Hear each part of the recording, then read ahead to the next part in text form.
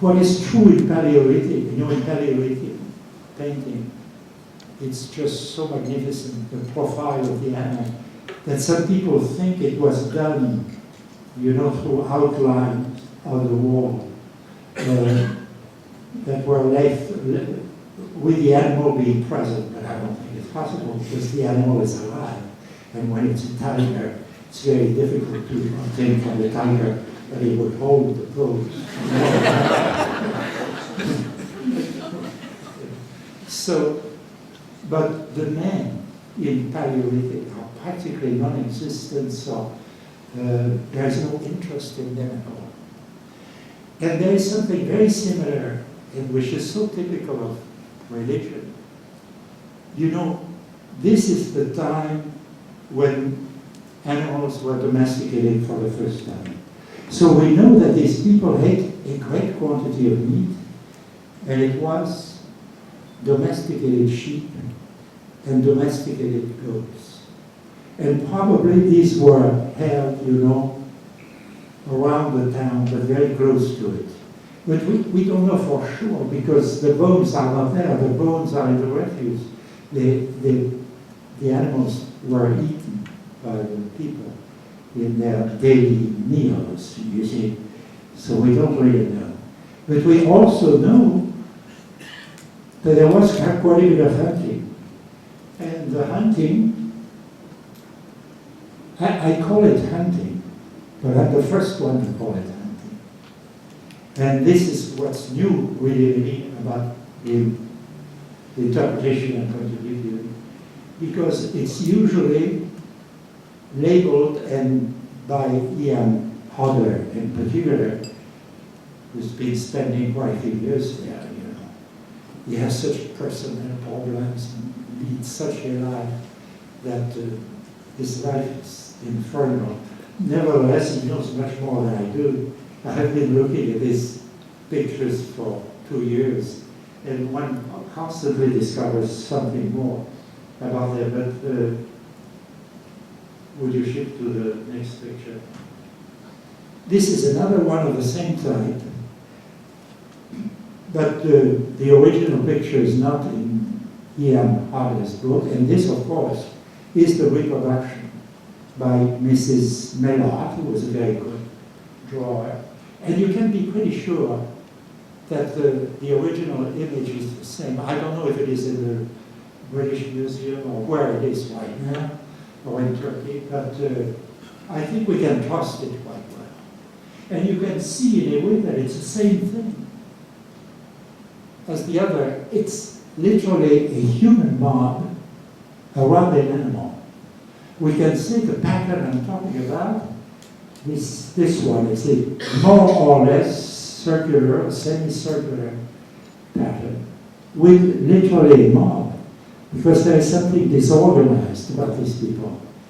They are not, they have problems with their only garment, you know, which is that spotted, which may be a leopard skin. It may be a leopard skin and it may not be. There was leopards. I think there are even still some leopards in the forest mountains today. I mean, but there were at the time. But Ian Hodder spent a lot of time looking for bones, remnants of leopards, which are represented in other pictures, which are not like the one I'm showing, without men. I will show you at the end. Sometimes they are represented motionless and face-to-face, in complete balance. This could be described as a picture of imbalance, you know, total turmoil, and can be opposed, and that's what he does in his book, in a way, to the two leopards facing each other, who are really more violent animals, but are in perfect balance, and are an image of equilibrium, which is not there because it's a process which is taking place. And here you can understand immediately why the idea of Ian Hodder defines that picture as the teasing and baiting of a stag. By the way, the animals are always male. And we have to say everything. There is a sexual teasing of the animal. The animal always, their penis is erect.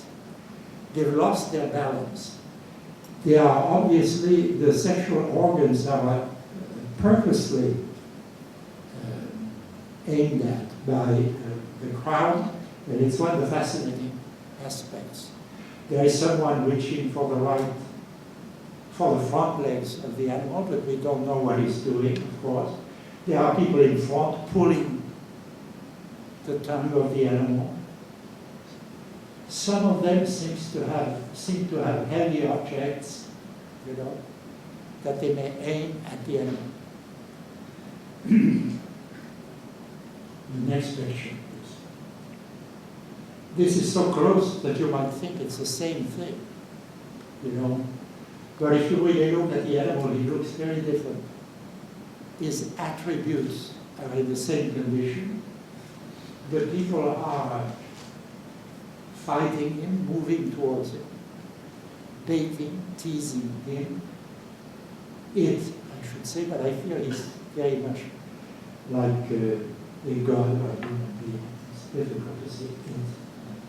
And there is a second picture down there with a boar, which is of the same type.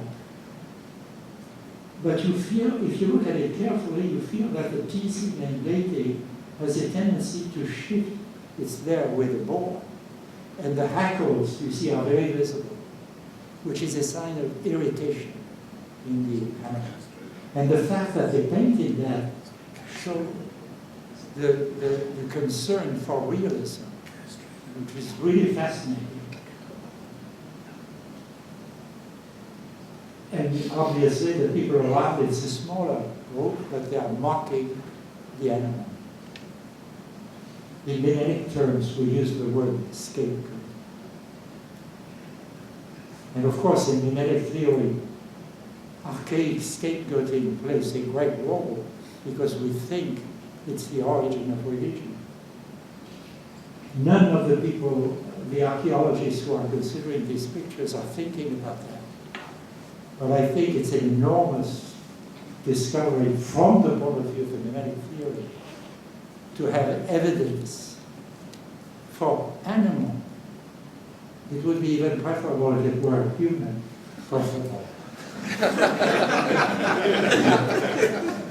But to have animal scapegoating is a most amazing thing.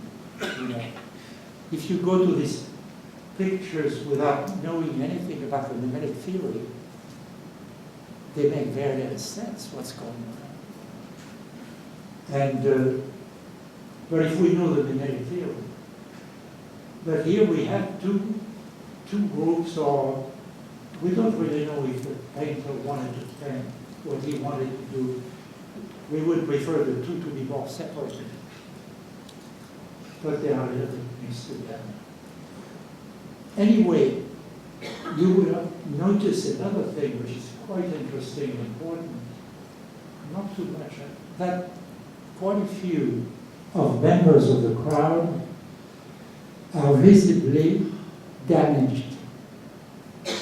You see, for instance, to the lower left, the one which has a missing leg.